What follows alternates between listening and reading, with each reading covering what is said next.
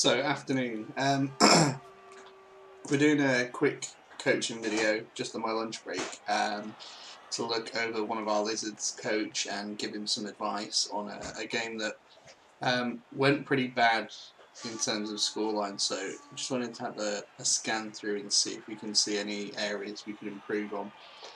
So, the first thing that I've noticed, and we've not actually kicked off yet, is the setups. Now, I've had to go forwards and then come back because I couldn't actually work out really who was on offense or defense. Like, if you switch them around, they're fairly similar setups. Obviously, the trained eye will tell you that it is this one, but this setup here is so similar to a defensive one that you're not really getting the offensive value that you'd want. I'm going to turn skills off for a second because they're not that important at the moment, and I want to see the positioning of the players. So, nothing wrong with the Croc square in the centre here. That's fine. That's probably where I'd put him. Or I try and identify an area that I'm looking to push through. Maybe have him over there. These positionings though definitely need work. Now the reason is this block here. Sorry, excuse me. You've got one shot and you're blocking straight forwards, which you never want to do. So what you'd have, these guys back here aren't doing anything for you. If the opponent gets pressure round, you're going to try and get back up here, two big players anyway. So having these two back is just a huge waste of skills. You know, these are guard players as well. The guards block Stanthorn. You know, so you want to get those guys involved as soon as possible. So my recommendation here would be to move this Crocosaurus here into this square, and what that allows you to do is you can block him this way, and then that way if the block fails, you still then have an additional hit with this second Saurus here, so you've got a much better chance of knocking down. It's like diagonal blocking on the line is pretty much standard.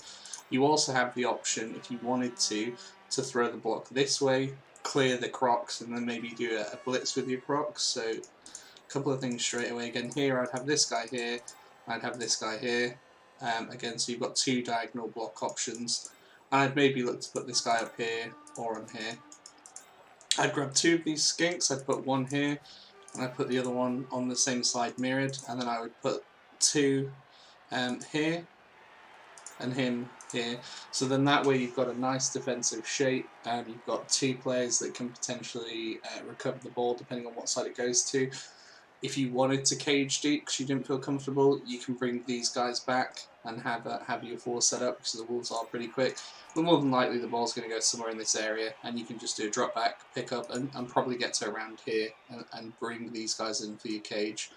You then already have these guys up here. The benefit of having them up on the line as well is you then have the ability to blitz with them if you want to, which is obviously a bit more reliable than the Crocosaurus. So I think the offensive setup is there's a big issue here because this almost looks like a defensive one. So I'm just going to press play because I thought that was quite important to point out. When I first opened the video, I actually had no idea who was attacking and who was defending.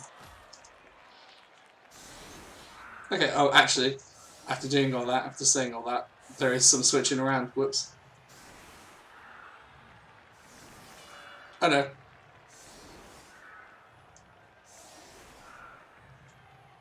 Okay, no, it has gone back to how it was. Whew. Thought I'd wasted a couple of minutes there.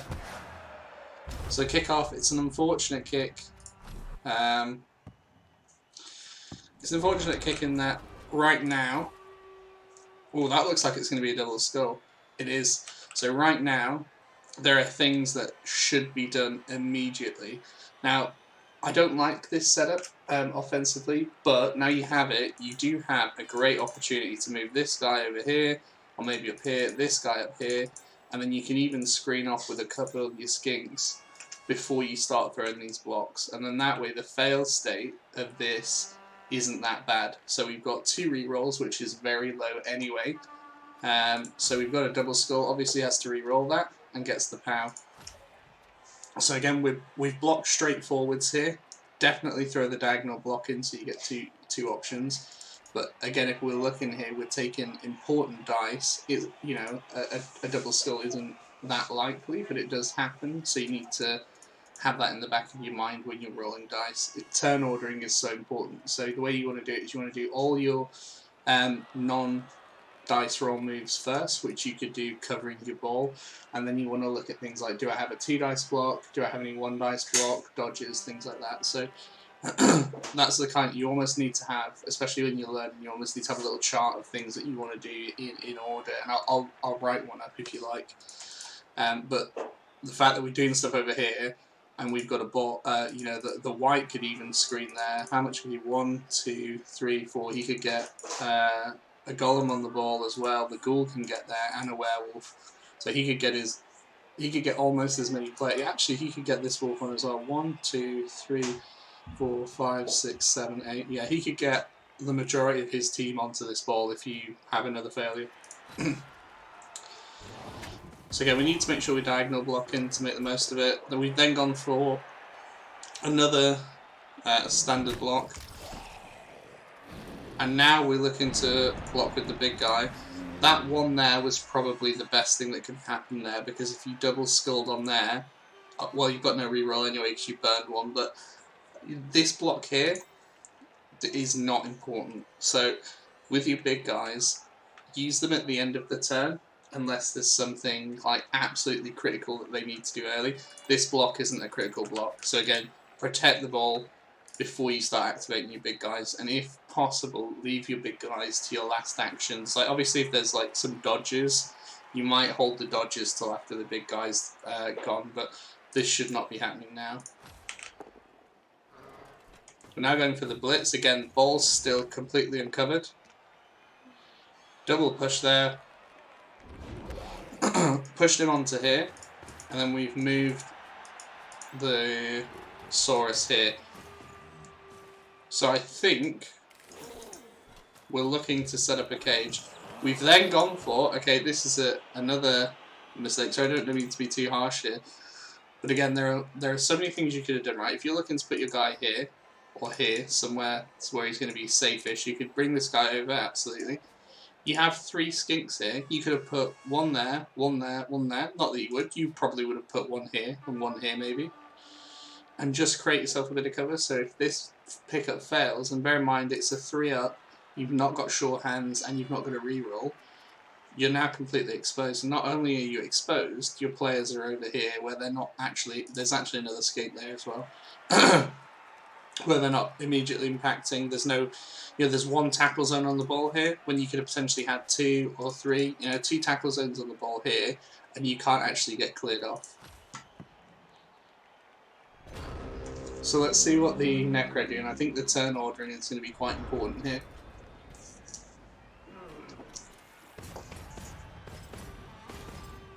So step 1, cover the ball, no dice rolls.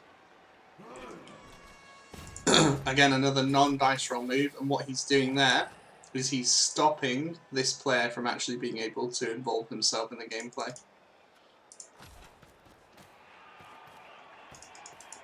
Gives himself a 2 dice block here, and then sets up the blitz with his werewolf because he's looking to serve you. Gets the block, so he'll take it, and then he covers there as well, just to make it harder for your support players. I imagine he's going to look to try and pick the ball at this turn, potentially on this wolf. No? Oh, he might even be going for the white. Throws this block here, again. More reliable than the pickup. You get multiple throws at that. Moves his white over here.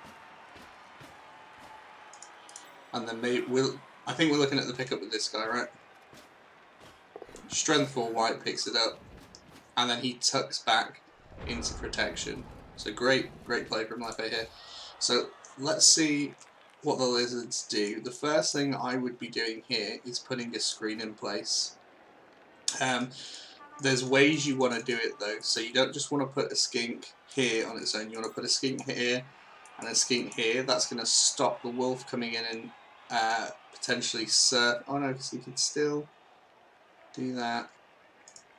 You could set a frenzy trap, so you could double up your skinks here. So 1, 2, and then maybe pop a guy in 3, and then a guy over here 4, and then bring this guy over 5.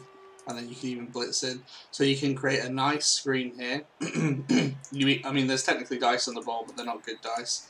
But you can create a full screen here without having to roll the dice. So let's see what happens. So far, so good. Oh, no, so we've engaged here, which means we're looking to turn the ball over. We are looking to screen, which I do like. I do like this. We are giving away a free claw hit so far, though. Is that claw mighty? No. Block over here I don't hate. I just think there's more important things right now. I don't hate that, though. Gets the power here, but it's a blodge step, unfortunately. Skink stands up. Dodges away, which is the correct move. This guy goes over here for the block. I'm not sure I'd do that. And then we've not moved this guy up here because what we've got now is space where they can run into, whereas if you go down here, they've got to waste their blitz if they want to go through this channel, or it's going to start forcing them the longer way. The longer way doesn't hurt you too much because you've got a lot of speed and the balls and they're white. Frenzy hit in here, he eventually gets the power, and his mighty blow doesn't do much. But as you can see here, with one player and quite deep anyway, this whole centre of the field is free now. Turn ordering though for the Lizards was better that turn. It was better for sure. So White's moved up. GFI's in the zombie and fails, so imagine we see a reroll here.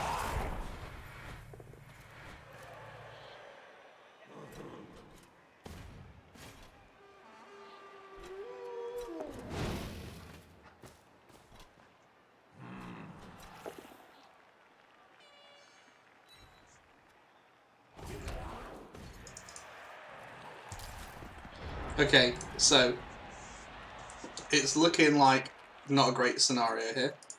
What I don't like is that Crocs's arms are raised, because that tells me that it's probably going to be a first action with the Crocs. I want to wait till that turn 3 dissipates. It is, and it's a block immediately. Luckily, the result of that is a positive one. But again, turn ordering, don't start with the big guys.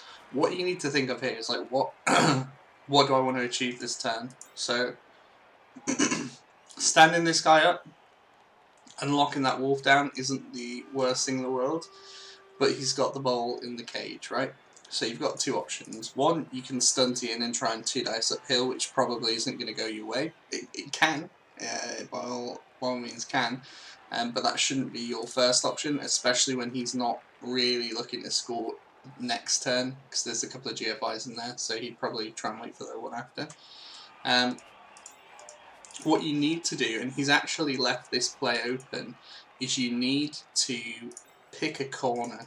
So what you would do is you go right, and the thing is here, you have strength advantage as well. If you try and take on this corner, it's going to be a lot more difficult. So yeah, you're accepting that you're not going to get dice on the ball, but you've got to make the decision on what corner of the cage am I going to attack. So if you want to attack this corner, which is a blodge player, so you're unlikely to knock him down, you need to free this guy. There's no point trying to free this guy because he's in 2 tackle zones, but you can move a skink here, throw this block, hope you get a pow, because you need the pow.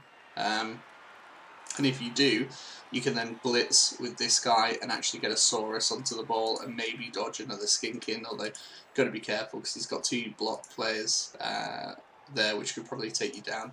But the way to deal with the cage if the strength is equal is you base, you blitz to get your 2 dice. Obviously with those players it's different because they're strength 2, not strength 3.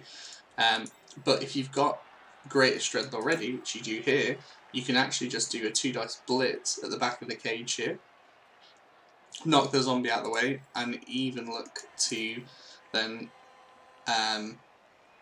hit this guy, free the skink up. The reason I'd keep him there now, he's already there to give you the assist, so I'd throw that block, but I wouldn't throw it straight away. So I would blitz in here, take that corner off, hopefully you get the a knockdown. Otherwise, you know, you're knocking down on the spot if you get both down, and then you can still dodge in, right? So it's not the end of the world. What I would also invest in is I would invest a skink here. I'd put 2 skinks on this guy as well. I'd try and put a skink on this guy. I'd block this way and lock that guy up with a Saurus. And yeah, you'd still have another skink free. So if you wanted to, you could potentially look at 1, 2, 3, 4, 5, 6, 7, 8. You can't go around, but you could go 1, 2, 3. Bear in mind I've got 2 people, one here and one here, so I'd have to go 3, 4 because it doesn't matter. So that's 1 dodge, and then if I make that without popping dodge, I would probably jump over as well, just so there's no ability to just free this guy up. And then this turn, you've tied up all, you've removed 1 corner of the cage, you've tied up all 3 support players, and you've also got a strength 4 player on the ball. You can then, if you want to, throw this block at the end of the turn, and you could probably say, right, I want to throw this one now as well, but I probably wouldn't. I would leave that where it is. Or I might even break tackle off. He does have break tackle. So that might be a better option as well. So let's see what happens. So we start with this hit. Gets an armor break, which is nice. Go for this 1 dice here. That's risky. That's super risky. Again, move the skink and get the extra strength if you're going to do that. Looks like we're going to target the wolf here.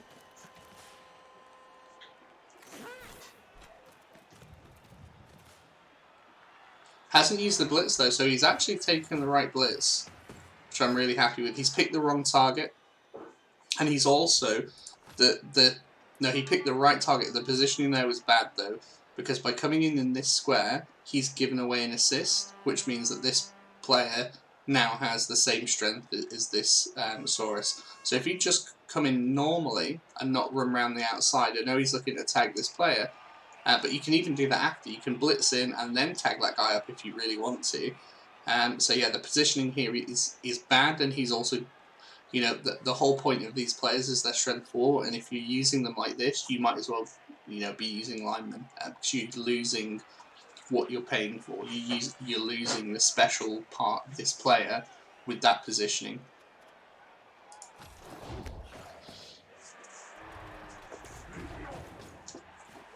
Like that break tackle, that's nice.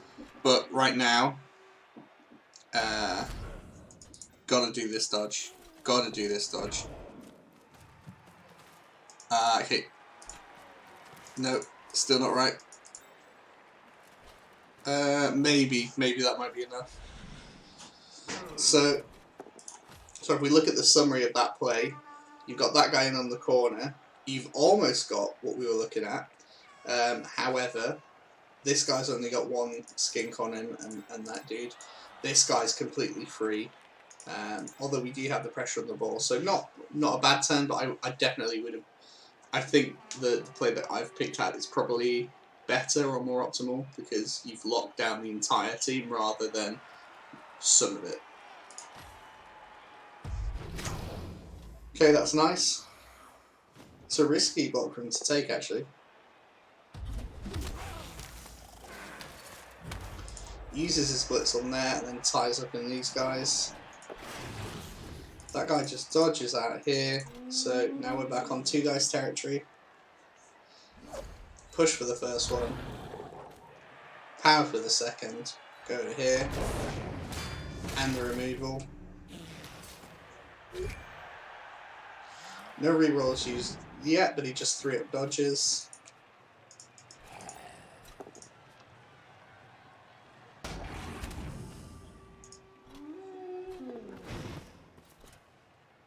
Wolf makes 1 dodge, and then the second one uses a reroll on that. It doesn't use a reroll on that, sorry. Okay. So now we're in trouble.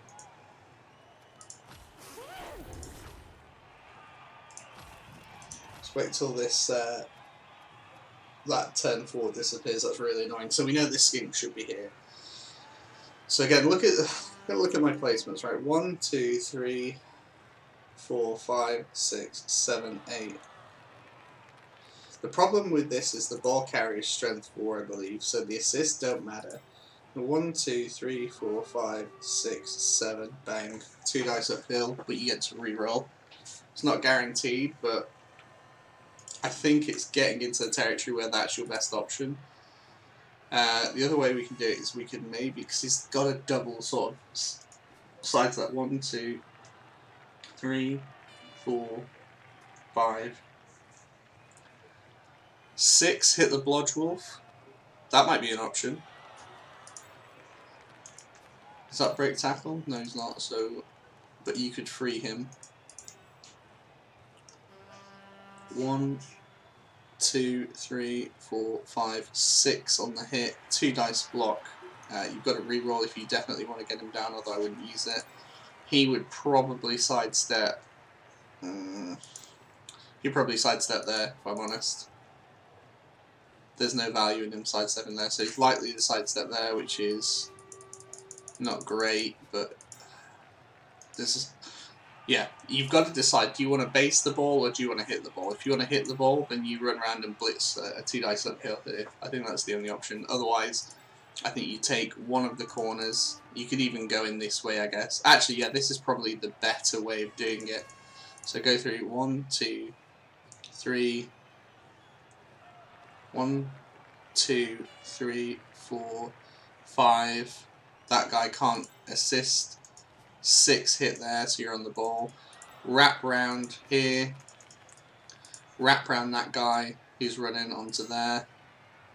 And see if you can free this guy up to get on that wolf. And then again, he's got to do another dodge there. And if he 1 in 9s it, which happens all the time, you could actually get a turnover there. So yeah, I think that's the option. But you would have to use the big guy to free him. So turn ordering is really important. So I'd actually start this off with this run, getting the guy on the ball. I would then move this guy here, tie up this wolf. I would then run in and throw the blitz on here, tie up the ball. I would then throw this block here, free up this guy to mark the wolf, and I would leave these 2 players where they are.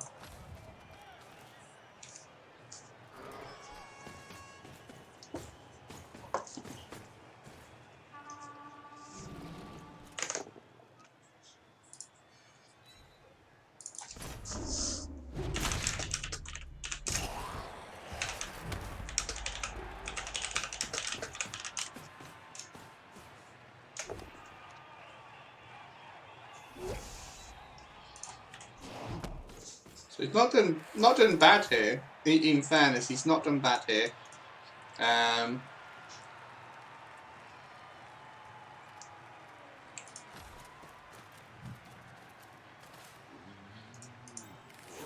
This I don't like. Okay, so I hate these moves. So these moves do absolutely nothing. So first of all, this guy's strength 4, he has an assist, so he doesn't even need to dodge this now. He can just blitz and then walk in. This guy here does nothing. All you've done is you've given him another option, because he might say, right, I just want to punch you here and surf another skink. This is your offensive drive anyway, so I might as well take some removals while I can get it. Or he might even just dodge out and then blitz through.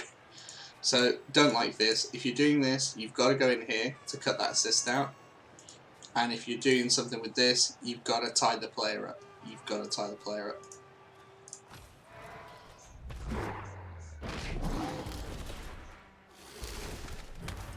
I don't hate that dodge. There was nothing else you were really going to do that turn, so I don't hate that dodge. It's a 5 up though, so I like that you didn't use a reroll actually.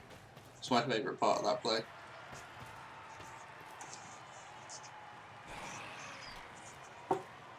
So just see what the Necro are doing again. If you're looking at the turn order in here, very deliberate. Again, all the non-dice roll moves first. Interested to see what we go for. I've got a feeling he blitzes him off and runs in. That's what my thoughts are. Although to be fair, actually, if you can get this guy over, If you can get this guy, but he can just blitz through. Okay, no, he's gone for the damage actually, so he's gone for the surf, and he'll probably just hit this guy now. And you do not, unless your skinks have sidestep, you do not want to be leaving them on the sideline like that.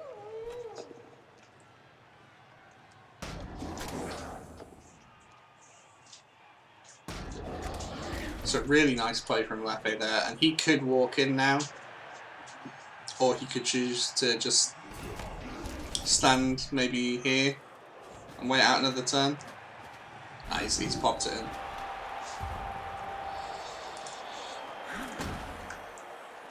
So that whole drive was made because I actually think some of the scramble plays, they weren't what I would have done, but they were not that bad.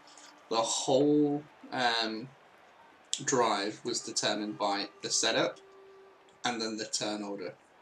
So because the turn order was so wrong in the first turn, there was no covering on the ball when you went for the pickup. That's what's lost you this half. Still have time to score though, so let's see what happens. Again, I'm going to cover this till half time, and then I'm going to have to actually get some work done today. Perfect defense. Again, sorry, let's pause for a second. This again does nothing. So again, I know I've already mentioned it at the start of the video, and you're probably thinking, "Yep, I know, mate." This does nothing here. Even with the perfect defense, you want your big guys on the line, because what he can do now, if he really wants, is he can put his 3 players here, and then you have no LOS hits. So spread your guys out, get all you guys that are supposed to be blocking on the line blocking. Again, if he gets a blitz here, you're in trouble. Not particularly with the ball placement, but if he goes here or here, you're in trouble because you've got no one on those sidelines.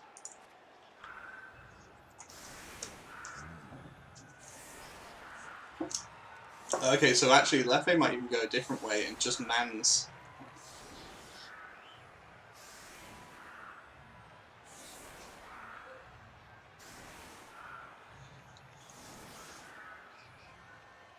Okay.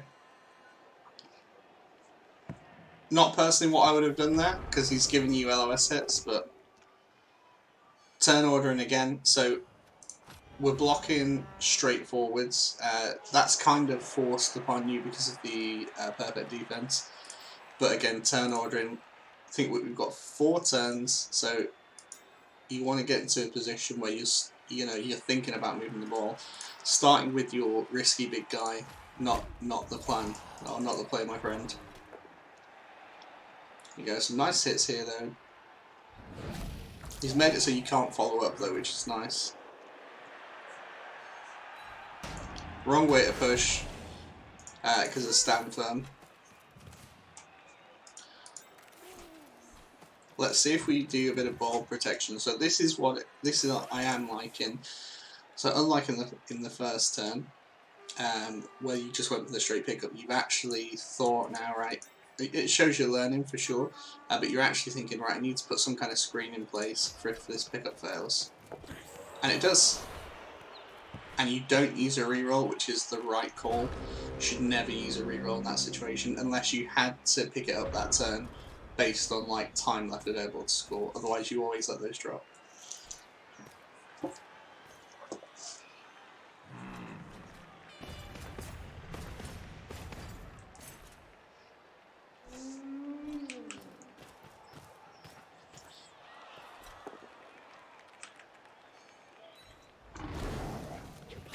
Fails his GFI, he will reroll this. And gets the knockdown there. Doesn't get the removal or the AB break, which is nice. And then Lefe's looking to flood in.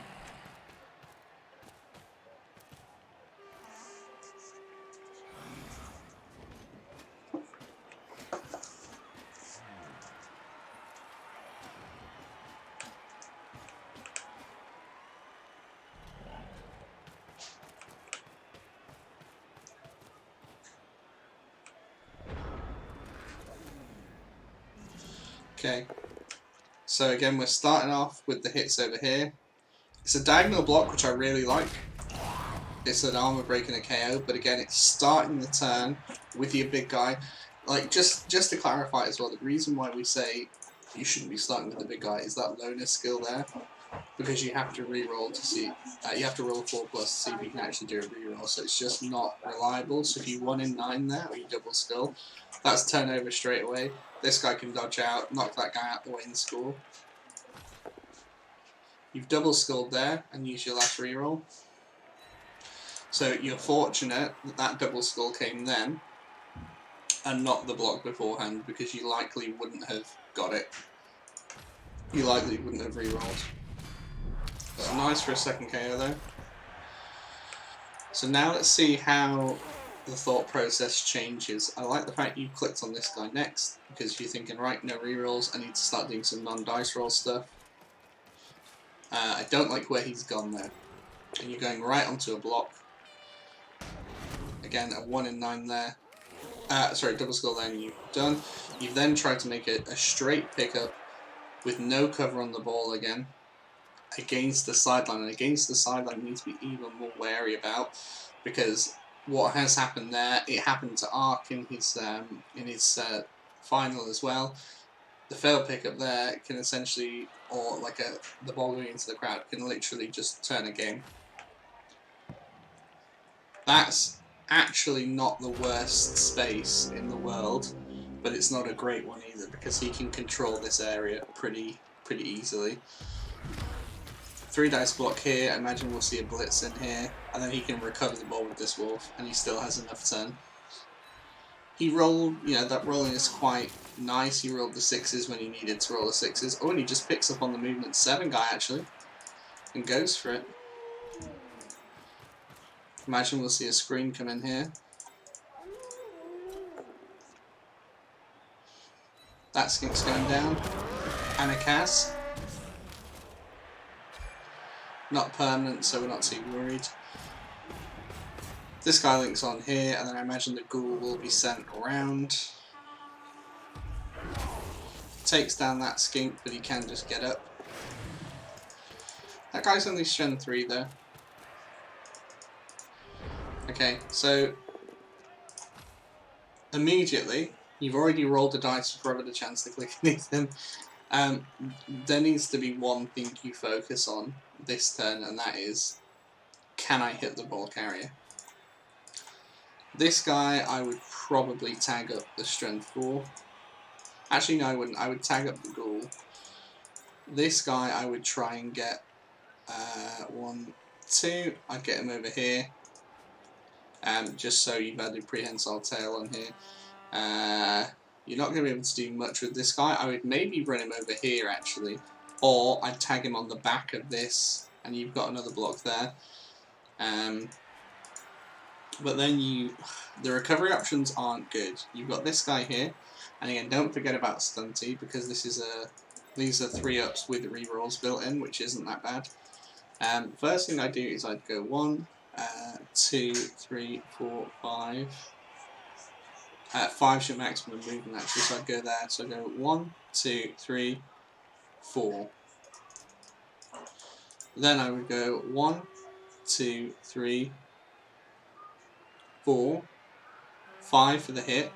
If the hit fails, I push him this way, which means that we've got a skink here, and then I can GFI into that square.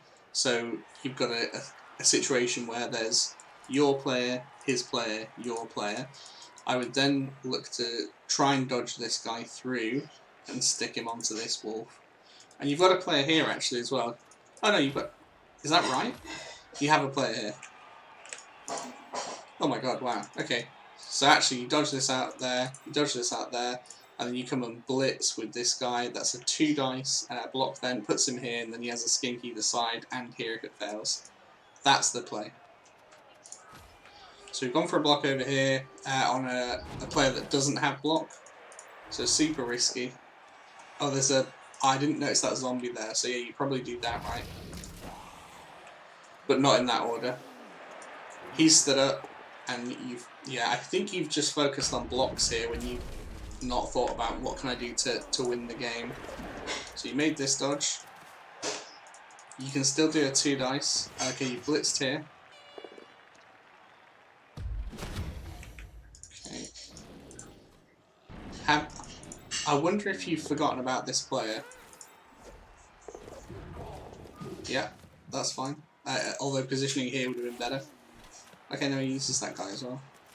Yeah, positioning there would have been way better.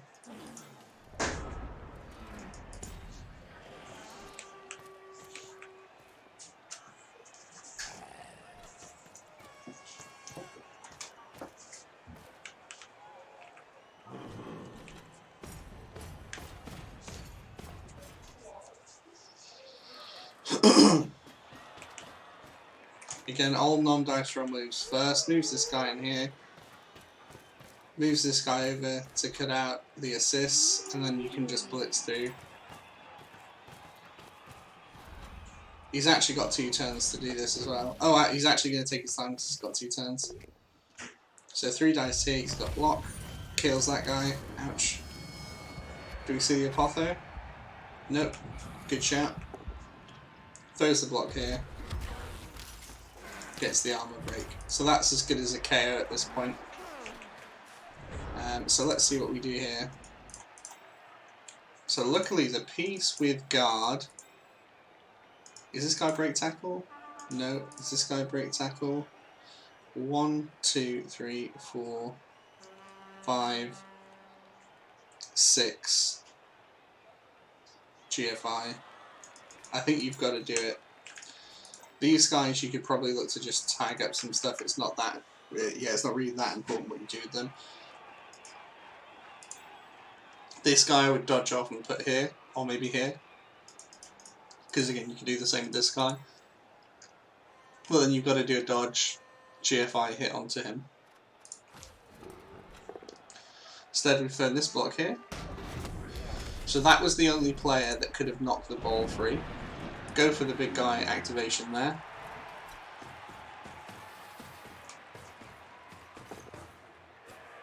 GFI is to just base here. Blitz is coming in now, although we're blitzing the wrong player. So that dice you've just rolled there would have actually knocked the ball free. Would have knocked it here free. You know, there's 3 bad bounces and there's 3 or 4 good bounces there, so I would have gone for that. Goes for the foul here. I don't hate it. And then the 1 dice. All the rerolls are gone. So, yeah, eats dirt there.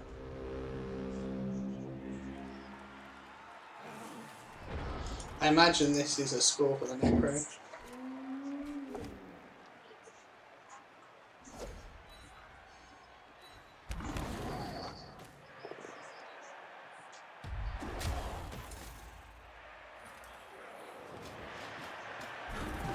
Okay. Right, we'll end the video there. So I think the main things, if I just pause this for a second, I think the main things that we need to... Oh god, that's loud.